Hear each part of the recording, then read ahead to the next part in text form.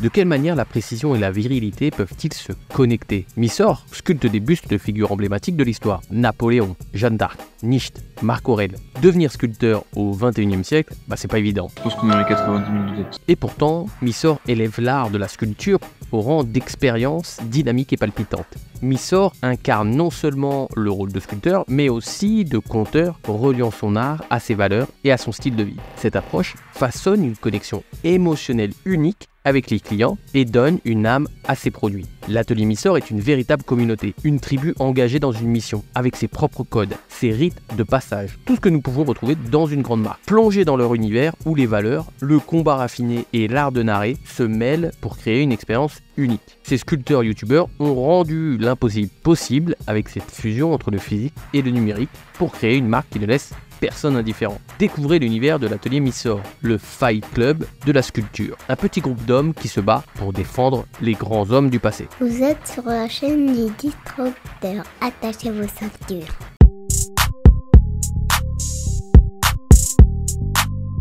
Bienvenue dans la sculpture 2.0, la précision de la sculpture sur fond de valeurs viriles. L'atelier Missor est un atelier de sculpteurs qui souhaite réhabiliter l'art français. Pari ambitieux, mais en passe d'être tenu par cette marque qui est devenue Missor. Missor, le fondateur de l'atelier, présent sur YouTube depuis 2017, est accompagné de plusieurs camarades. Massoud, son frère, Simon Bavastro, connu sur YouTube depuis 2019 sous le nom de Barbare Civilisé, ainsi que Florentin Vernier, également présent sur YouTube depuis 2019. Cette association de youtubeurs aux valeurs proches sculpte des bustes de figures emblématiques de l'histoire, Napoléon, Jeanne d'Arc, Nietzsche, Marc Aurèle, qu'ils commercialisent via leur site internet. Nous pourrions croire que la sculpture c'est vieux, c'est chiant, mais pas avec Missor qui a réussi le tour de force de rendre attractif ce métier et ses produits. L'atelier Missor est une sorte de Fight Club de la sculpture. Ils ont une mission, c'est une communauté, ils ont des codes, c'est une tribu. Tous ces attributs essentiels à la construction d'une marque.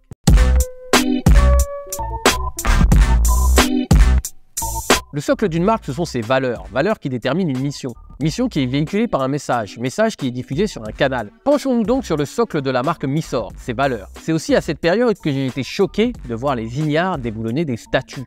Ces imbéciles qui n'arrivaient pas à la cheville de ceux qu'ils essayaient de démolir. Ces ingrats qui n'avaient jamais rien fait de leur vie et qui, du haut de leurs prétentions, pensaient pouvoir faire mieux que tout le monde. C'est cette ingratitude qui me donnait tant de mépris et qui me donnait la force de remercier chaque soir, encore plus fort, ceux qui avaient construit nos toits. À chaque cause, ses conséquences. Le courant de la cancel culture, largement employé par le mouvement woke, confère l'étude de cas que j'ai réalisée sur ce phénomène, le lien est en description en partie ressource sous cette vidéo, a engendré des réactions. Des personnes qui se sentaient attaquées et qui ont souhaité se soulever contre ce mouvement. Des personnes telles que Missor. Nous entrerons dans les détails de ce point dans un chapitre dédié. Missor prend donc racine dans des faits historiques. Un retour aux valeurs traditionnelles incarnées par des sculptures faites main, fabriquées en France. Aujourd'hui, ce courant revient au centre des intérêts des consommateurs.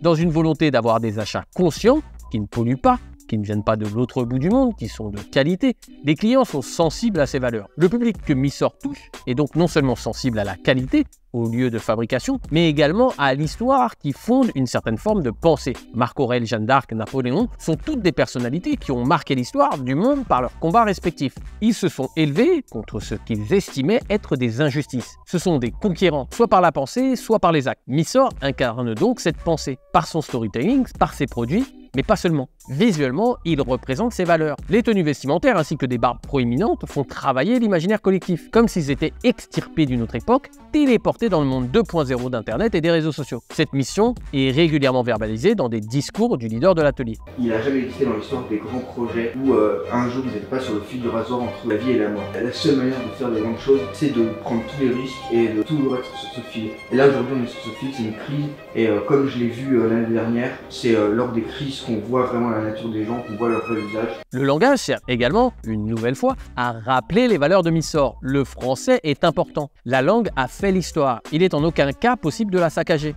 Ainsi, l'équipe de l'atelier a établi un rituel. À chaque faute de français d'un des membres, un autre le frappe pour le punir. Il était là-bas, il m'a manqué de respect. Je lui ai dit de venir par ici. Je sanctionne.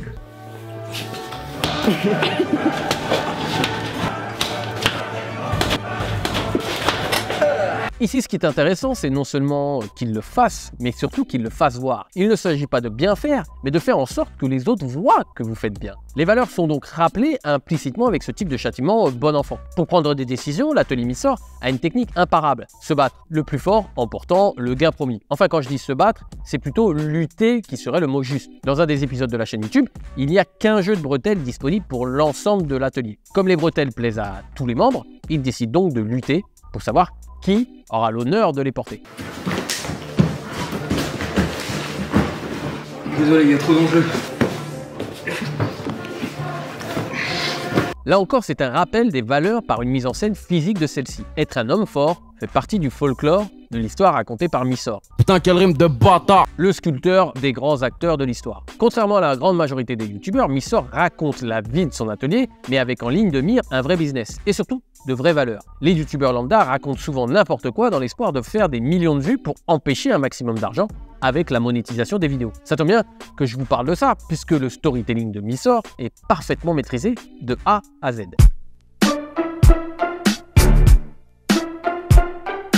La communication de l'atelier Missor est assez simple. Utilisez YouTube comme un canal pour raconter la vie de l'atelier. Les vidéos sont des épisodes qui nous narrent les différentes difficultés rencontrées par l'équipe de Missor. Les scénarios des épisodes suivent un excellent arc narratif, celle d'un bon storytelling. Pour exemple, dans un épisode, nous sommes confrontés à la difficulté de Missor face à la conception d'une pièce spécifique d'un buste, l'auréole de Jeanne d'Arc. Le climax narratif est à son paroxysme. Vont-ils arriver à avoir leur four pour envoyer à temps leur statue? Il faut qu'on fabrique des fours qui montent à 1200 degrés.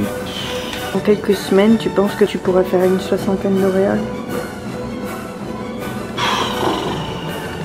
Cet épisode est construit de la manière suivante. Il y a un problème au niveau de l'approvisionnement des pièces qui n'arrive pas à temps. Le fournisseur renonce à produire les pièces. Problème à résoudre. L'équipe de Missor se met en quête d'un four. Mais toutes les personnes qu'il rencontre refusent. Nouveau problème à résoudre. Puisque personne ne veut fabriquer l'auréole et que personne ne veut prêter un four, Missor trouve donc la solution. Fabriquer son propre four. Mais là encore, il se heurte à un nouveau problème. Un four, ce n'est pas si évident à construire. Heureusement, après de nombreux rebondissements, cette histoire se clôturera par une fin heureuse. Les hauts et les bas de ce type d'épisode permettent de maintenir en haleine le spectateur. Vont-ils réussir? Ah oui, c'est bon. Ah bah non, en fait. L'histoire avance avec son lot de déboires et de bonnes nouvelles. C'est digne du meilleur blockbuster américain. Pour schématiser, voici comment un bon storytelling est mené. Première partie, l'exposition. Elle commence simplement par « Il était une fois ». Arrive un élément déclencheur à qui succède une nouvelle situation, appelée la montée. Mais un jour, suite à cette montée, arrive la crise, à cause de ça. Période qui peut être répétée 2 fois afin d'accentuer cette crise et le sentiment de gravité. Nous sommes à ce moment précis, au climax de l'histoire, jusqu'à ce que finalement arrive la retombée, la conclusion de l'histoire, et depuis ce jour. En reprenant ce schéma et en le calquant au scénario de la vidéo de Missor dont je viens de vous parler, vous verrez qu'il est exactement respecté. Attention toutefois à ne pas tomber dans les phrases bateaux, les grosses ficelles du storytelling qui vous feraient tomber dans le marketing de clone. Le storytelling, c'est comme le sucre. Un peu c'est bon, si vous en mettez trop, vous allez grossir à tel point que tout le monde verra que vous avez abusé. Missor utilise également ses vidéos YouTube pour partager la réalité de son parcours d'entrepreneur. Et ils ont dit qu'en fait là ils n'y arrivent plus, donc ils vont arrêter. Ça leur coûte trop cher. Oh putain. Ok, merde. Wow. Donc là, on devait ouvrir notre fonderie le plus vite possible. Je me demande si on ne devrait pas lancer la fonderie express. Lance la fonderie express. Express, genre là maintenant. Le seul moyen de sauver l'atelier de la faillite est la conception du buste de Jeanne d'Arc. Là, Jeanne d'Arc, c'est l'opération La Dernière Chance. L'erreur qu'on a fait, une erreur fondamentale, c'est qu'on n'a pas vendu les statues assez chères et on a mis du temps à s'en rendre compte. Le problème, c'est qu'on a vendu tellement de statues qu'il y a comme une erreur qui s'est accumulée sur toutes les statues. On aurait dû gagner plus de sous. On a mis le paiement des taxes et de la TVA plus tard et maintenant on se retrouve vraiment dans une situation terrible. Ça tombe bien, c'est totalement raccord avec les valeurs de l'atelier. Jeanne d'Arc doit les sauver. L'histoire racontée, l'histoire du produit et la conception de celui-ci se mêlent pour engager le spectateur. La communauté se sent alors concernée. Elle se sent surtout investie d'une mission. Si elle partage les mêmes valeurs que Missor, elle se doit d'acheter le produit. Elle sauvera ainsi l'atelier. Les valeurs incarnées par Missor et qui résonnent avec les clients, et par effet de levier, elle continuera à véhiculer l'histoire des grands de ce monde. Notre atelier fait faillite et donc on veut que Jeanne d'Arc elle sauve notre atelier. Donc il faut qu'on réussisse à faire la première statue. C'est dans 3 jours qu'on décolle. Tout ce que nous venons de voir participe au fond des vidéos qui sont réalisées. Pour ce qui est de la forme, c'est un savant mélange de modernité et de classicisme. Le montage est très cuté, il est rapide et très peu de blancs sont tolérés. C'est un rythme assez soutenu, couramment utilisé sur YouTube. Mais ces passages rapides sont entrecoupés de moments plus lents, illustrés par des musiques classiques qui renforcent le côté à l'ancienne, véhiculé par l'atelier Missor.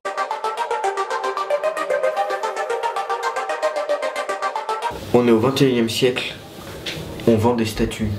Missor a totalement raison. Il connaît la difficulté principale concernant la commercialisation de son produit. Mais en fusionnant parfaitement la communication digitale avec un produit physique, il dépasse cette difficulté. Le tarif des bustes oscille entre 400 et 3400 €. Le public de YouTube n'est pas habitué à de tels prix, puisque la consommation de vidéos sur cette plateforme est dite gratuite. En réalité, c'est tout simplement que le géant YouTube achète notre attention. Passer 1 heure à regarder YouTube, c'est donner 1 heure de son temps qui est monétisé grâce à l'affichage publicitaire. Donc pour les spectateurs, YouTube paraît gratuit. À partir du moment où vous estimez votre temps, vous vous rendez compte que tout est payant. Reprenons l'exemple d'1 heure passée à regarder YouTube. Si vous utilisez cette heure pour travailler, vous avez donc un taux horaire. D'autres youtubeurs qui avaient moins bien ciblé que Missor ce problème en ont fait les frais. Le spécialiste des caméras cachées hardcore, La Menace, a proposé il y a peu une offre payante aux spectateurs. La Menace, c'est quand même 393 000 abonnés pour 43 millions de vues. Sauf que ce youtubeur avait tellement habitué son public avec du contenu gratuit et que ses vidéos étaient conçues en ce sens, de simples caméras cachées pour se divertir, que celui-ci a été choqué lorsqu'il a fallu payer.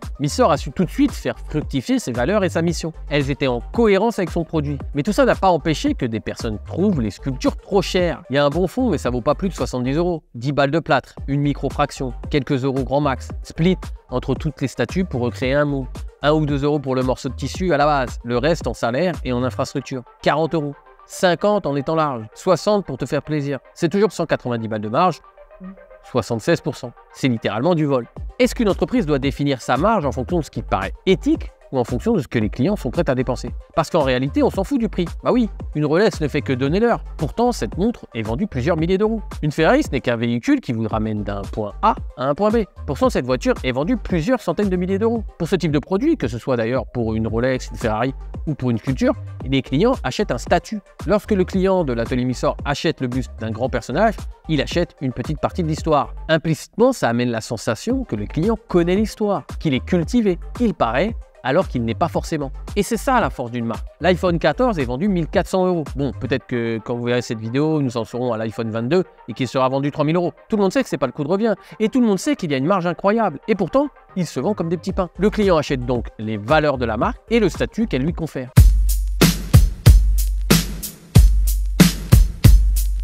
Missor a créé l'atelier pour s'opposer à des valeurs qui n'étaient pas les siennes. Et comment ça s'appelle ça dans le parcours de construction d'une image de marque? Définir son ennemi. Depuis maintenant plusieurs années, nous pouvons voir un courant émerger sur les réseaux sociaux. Plus spécifiquement sur YouTube, avec plusieurs vedettes comme le Raptor, Valek ou encore Papacito. Ce que certains ont nommé la virilosphère. Bon, pas besoin de vous expliquer ce que ça veut dire, hein, je pense que c'est très clair. Ce courant s'oppose aux progressistes. Il reprend les principes de Nietzsche et du surhomme pour s'en servir comme un bouclier contre une époque dans laquelle ils se reconnaissent plus. Je rappelle que l'atelier Missor possède dans son catalogue de produits le buste de Nietzsche. Cette galaxie de la virilosphère ne se reconnaît plus dans les valeurs de ce qu'elle nomme les hommes faibles, les défenseurs des valeurs progressistes. Peut-être que vous en avez jamais entendu parler, bien que j'en doute vu que vous êtes à ce moment précis sur YouTube, puisque ce mouvement est faiblement représenté dans les médias traditionnels. Mais il est très puissant via les réseaux sociaux, et surtout sur YouTube. Par exemple, un des fers de lance de ce mouvement, Papacito, est une star de YouTube, mais quasiment inconnu des grandes chaînes de télé. Missor applique donc les principes de Nietzsche et du surhomme dans la vie quotidienne. Rappelez-vous les châtiments lors des fautes de français ou encore les luttes pour prendre des décisions. Lorsque nous zoomons sur le parcours de Missor, nous voyons clairement qu'au début de sa chaîne YouTube, c'était balbutiant. À partir du moment où il s'est clairement positionné, qu'il a nommé de manière précise ses valeurs et implicitement son ennemi, sa chaîne YouTube a décollé. Et sûrement par effet de levier, son business aussi. Nous avons donc plusieurs éléments nécessaires à la construction d'une marque. Des valeurs, une mission, un ennemi, un produit clivant. Ah oui, j'ai oublié de préciser quelque chose concernant ce produit. Nous avons vu qu'il est clivant par le prix. Enfin, tout dépend de là où on place le curseur d'intérêt pour les valeurs liées à l'atelier Missor. Mais il est également clivant au niveau de la conception. La sculpture, c'est de l'art. Et l'art, c'est un peu abstrait. Vous pouvez trouver une œuvre dégueulasse et quelqu'un d'autre peut vous dire que c'est de l'art. Oh, mais j'adore l'abstrait. Forcément, ce type de produit, la sculpture de buste, va donc amener un type de population à critiquer le concepteur, ou plutôt la conception. Il n'y a qu'à regarder 2-3 vidéos sur YouTube pour voir qu'il ne sait pas s'y prendre. Non, ton niche ne regarde pas en bas parce qu'il nous juge. Il penche la tête parce que tu sais toujours pas qu'on sculpte à hauteur des yeux. Franchement, prêcher le néoclassique à tour de bras et faire du Giacometti dans la structure, c'est cocasse. Le produit fait donc parler. Il y a les personnes qui savent et il y a les personnes qui font. Et il y a celles qui savent ce qu'elles font. Je pense que Missor est dans la dernière catégorie. C'est un débat entre les vrais sculpteurs et les faux sculpteurs. C'est un peu comme dans le rap. Il y a les faux et les vrais. Les faux qui se font passer pour des vrais Les vrais qui ne savent pas qu'ils sont des faux, et à défaut de démêler le vrai du faux, ça fait parler. Parce qu'en réalité, être sous le joug des détracteurs du savoir universel de la sculpture, c'est plutôt positif. On en parle. La surface de communication du produit s'étend. Des personnes qui n'avaient même pas connaissance de l'atelier Missor, on entend parler. C'est finalement bénéfique. Voilà pourquoi il est indispensable que vous nommiez votre ennemi. Et quand je dis ça, je ne parle pas de manière explicite. Vous pouvez le nommer juste pour vous, mais pas dans votre communication. Être clair sur ce point permet de savoir quelle communauté vous allez réunir sous votre drapeau, sous l'étendard de votre marque. En réalité, Missor n'est pas qu'un sculpteur, mais plutôt un conteur. Son art, c'est de sculpter des bustes des personnages historiques. Mais la majorité de sa communication est liée à son travail audiovisuel. Travail qui explique son intention artistique qui est de manière intrinsèque liée à ses valeurs. Tout est relié. Voilà pourquoi je trouve très intéressant l'étude de cas de l'atelier Missor. Le style de vie de cette équipe est mis en avant bien plus que le simple travail de sculpteur. Parce qu'au fond, peu importe le produit, c'est la manière dont nous racontons l'histoire qui lui est liée qui est importante. Un produit qui n'a pas d'histoire, qui n'a pas d'âme, sera rangé au placard. C'est un peu le concept de produits vendus en dropshipping. Des produits qui viennent de l'autre bout du monde, polluent la planète, fabriqués par des employés aux conditions précaires, pour être utilisés de manière très sporadique dans des pays plus riches. Missor va complètement à l'encontre de ça. Ces produits sont fabriqués pour une raison. Ces produits sont fabriqués d'une manière. Et vers un standard et on reste comme ça. Parce que s'il y a un échange, ils reçoivent une pièce qui a comme un côté manuel. Pas que ce soit un truc fabriqué en machine, made in China, c'est pas possible, c'est du manuel tout ça, il faut que ça se sente. Peut-être que Missor vendra beaucoup moins d'exemplaires de leur fameux buste qu'un dropshipper avisé. Mais à vrai dire, ça n'a pas d'importance. Ce qui compte réellement, c'est comment le client se projette sur le produit. Quelle est sa part d'émotion lorsqu'il utilise celui-ci? Quelle sensation il ressent au moment où il achète? Quelle valeur il protège au moment de l'acte d'achat? Missor et son équipe ont bien compris qu'il ne fallait pas forcément plaire à la masse pour essayer de la changer. Et surtout, Missor a compris qu'il ne fallait pas être l'énième copie d'une énième copie sous peine de se transformer en photocopieur.